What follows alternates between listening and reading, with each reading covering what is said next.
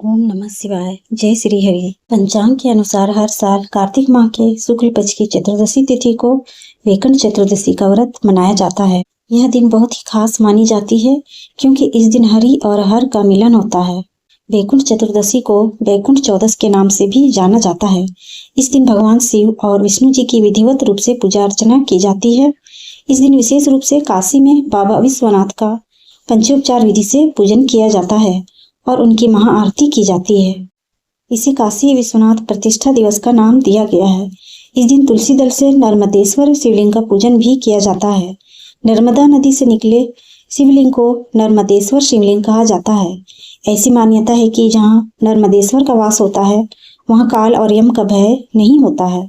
इस दिन भगवान विष्णु की पूजा निशीथ काल यानी मध्य रात्रि में की जाती है, जबकि भगवान शिव की पूजा अरुणोदय काल में यानी सूर्योदय से पहले के समय में की जाती है। इस दिन भक्तगण काशी के मणिकर्णिका घाट पर प्रातःकाल स्नान करते हैं, जिसे मणिकर्णिका स्नान कहा जाता है।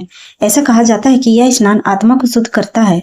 इस पावन दिन भगवान शिव को तुलसी दल अर्पित करते हैं और भगवान विष्णु को बेलपत्र चढ़ाते हैं। आइए अब जानते हैं कि साल 2025 में वैकुंठ चतुर्दशी का व्रत किस दिन रखा जाएगा। इस साल वैकुंठ चतुर्दशी 4 नवंबर 2025 दिन मंगलवार को रखा जाएगा। चतुर्दशी तिथि प्रारंभ होगी 4 नवंबर को मध्य रात्रि में 2:05 पर और चतुर्दशी तिथि का समापन होगा 4 नवंबर को रात्रि 10:36 पर। आइए अब जानते हैं वैकुंठ चतुर्दशी के दिन किए जाने वाले कुछ खास उपायों के बारे में। आज के दिन इन उपायों को करने से भगवान शिव और भगवान विष्णु दोनों की ही कृपा प्राप्त होती है। वैकुंठ चतुर्दशी के दिन सुबह जल्दी उठकर स्नान आदि से निवृत्त होकर साफ सुथरे कपड़े पहनने चाहिए।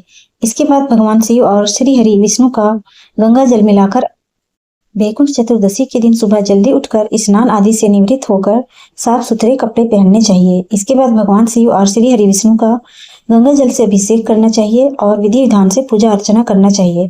इसके साथ ही इस दिन विष्णु सहस्त्रनाम स्तोत्र का पाठ करना चाहिए। वैकुंठ चतुर्दशी एकमात्र ऐसा दिन है जिस दिन भगवान विष्णु को बेलपत्र चढ़ाए जाते हैं और वहीं भगवान शिव को तुलसी दल अर्पित किए जाते हैं।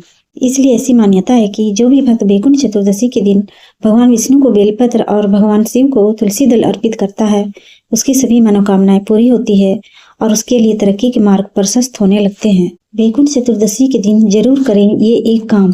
वैकुंठ चतुर्दशी के दिन घर के मंदिरों में घी का दीपक जलाएं। अगर संभव हो तो भगवान विष्णु को कमल के 1000 फूल अर्पित करें। साथ ही इस दिन कम से कम 1000 ओम नमः शिवाय और ओम नमो भगवते वासुदेवाय मंत्र का जाप करें। इस उपाय को करने से साधक को जीवन के कई दुखों से मुक्ति मिल सकती है। शिवलिंग से जुड़े क्या उपाय करें वैकुंठ चतुर्दशी के दिन।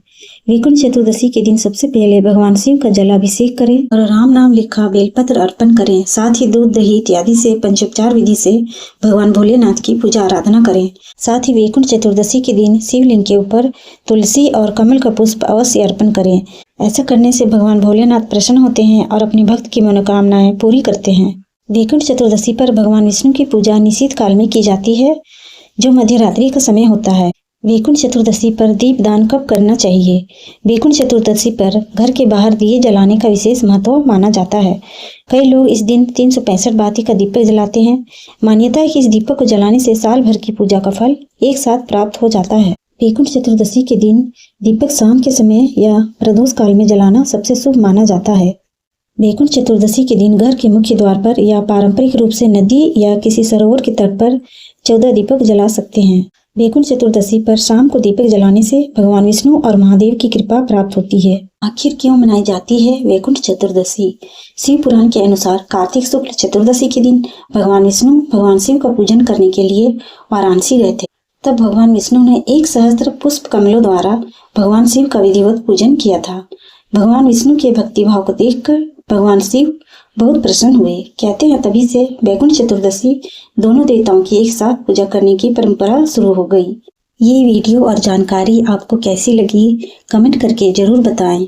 वीडियो को ज़्यादा से ज़्यादा लाइक और शेयर करें और इसी तरह की वीडियोस पाने के लिए हमारे चैनल को अभी सब्सक्राइब करें ताकि आने वाली वीडियोस की नोटिफिकेशन आप तक सबसे पहले पहुंच सके। प्रेम से बोलिए शंकर भगवान की जय, भगवान विष्णु की जय।